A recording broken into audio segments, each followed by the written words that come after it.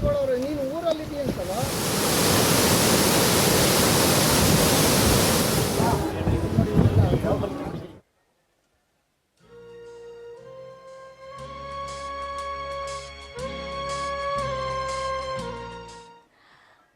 ಹಾಗೆ ಜಲಸಂಪನ್ಮೂಲ ಇಲಾಖೆಯ ಸಚಿವರು, ಬೆಂಗಳೂರು ನಗರಾಭಿವೃದ್ಧಿ ಸಚಿವರು, ಹಾಗೆ ಕರ್ನಾಟಕ ಸರ್ಕಾರದ ಸನ್ಮಾನ್ಯ ಉಪಮುಖ್ಯಮಂತ್ರಿಗಳಾದ ಶ್ರೀ ಡಿ.ಕೆ. ಶಿವಕುಮಾರ್ ಅವರ ಆಗಮನವಾಗಿದೆ.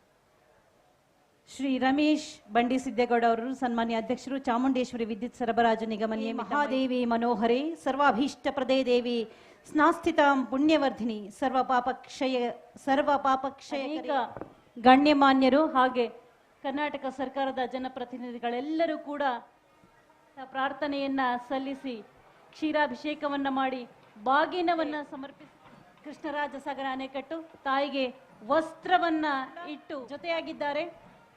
ಬಾಗಿನವನ್ನ ಅರ್ಪಿಸಿದ್ದಾರೆ ತಾಯಿ ಕಾವೇರಿಗೆ. ಬೆಳಗಿಸು ತಾಯೇ, ಕರುಣಿಸು ತಾಯೇ, ಕಾಪಾಡು ತಾಯೇ.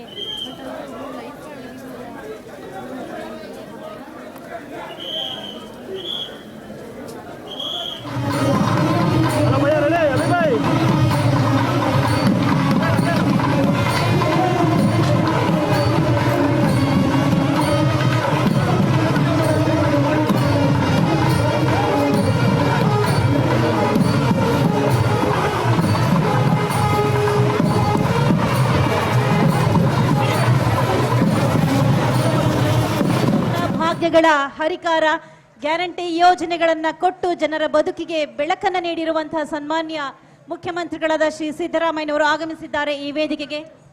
ಸನ್ಮಾನ್ಯ ಉಪಮುಖ್ಯಮಂತ್ರಿಗಳಾದ ಶ್ರೀ ಡಿ.ಕೆ. ಶಿವಕುಮಾರ್ ಅವರು,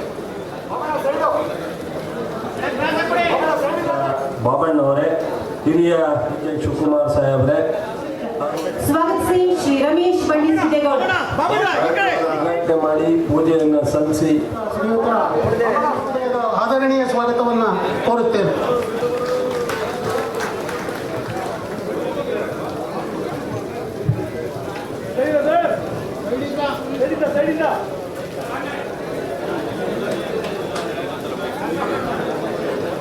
ಅದೇ ರೀತಿ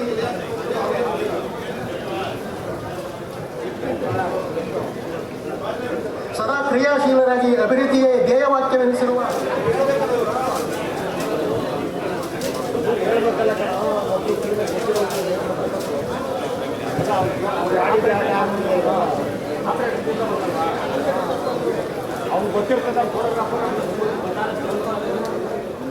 ನಾವೀಗ ಕಾಣಬಹುದು ಇಲಾಖೆಯ ಸಚಿವರು, ಮಂಡ್ಯ ಜಿಲ್ಲಾ ಉಸ್ತುವಾರಿ ಸಚಿವರು, ಕೃಷಿ ಸಚಿವರು ಆಗಿರುವಂತಹ ಸನ್ಮಾನ್ಯ ಶ್ರೀ ಚೆಲುವರಾಯ ಸ್ವಾಮಿ ಅವರು ಜೊತೆಯಾಗಿದ್ದಾರೆ. ಹಾಗೆ ಎಲ್ಲ ಸಚಿವರು, ಶಾಸಕರು, ಜನಪ್ರತಿನಿಧಿಗಳು ಜ್ಯೋತಿ ಬೆಳಗುವಂತಹ ಈ ಘಳಿಗೆಗೆ ಜೊತೆಯಾಗಿದ್ದಾರೆ.